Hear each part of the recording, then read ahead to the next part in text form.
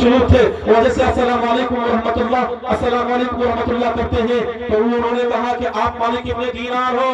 کہا کہ آپ کو کیسے پتا؟ کہا کہ مجھے پتا ہے کہ آپ مالک ابن دینار ہو. مالک ابن دینار نے کہا ابراہیم بلخی ہو؟ کہا میں ابراہیم بلخی ہوں. کہا کہ بتلاؤ آپ یہاں کیوں آئے؟ تو مالک ابن دینار چھپانے لگے، کہنے لگے میں آپ سے ملاقات کے لیے آیا ہوں اور کسی اور وجہ سے نہیں آیا ہوں. کہا نہیں، جس وجہ جس مقصد سے آپ یہاں آئے ہیں وہ بتلائیے.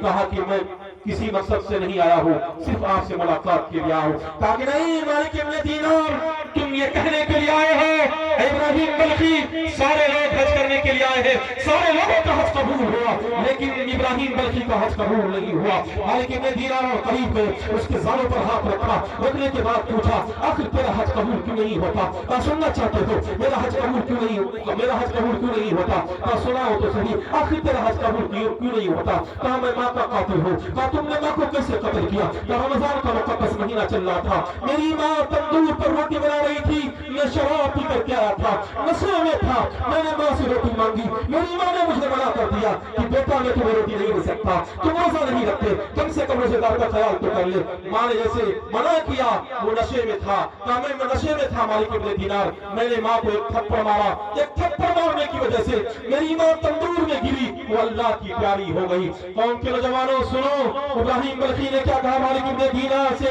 کہا جیسے میں نے سنا صبح کا سہانا وقت تھا، میری بیوی الماری سے کپڑا نکال رہی تھی، میں نے اپنی بیوی سے پوچھا تم کہاں جا رہی ہو؟ تو میری بیوی یہ کہنے لگی میں ماں کے قاتل کے ساتھ ایک لمحہ زندگی نہیں گزار سکتی. کہا کون ہے ماں کا قاتل؟ کہا ابراہیم بلخی ماں کا قاتل ہے. کہا جیسے ہی میں نے سنا تو میں نے اپنے ہاتھ سے اپنی ماں کو مارا، اسی دن میں نے ایک ہاتھ میں کڑھاڑا لیا، جس ہاتھ سے میں نے ماں کو مارا تھا میں نے اس ہاتھ کو کاٹ ڈالا.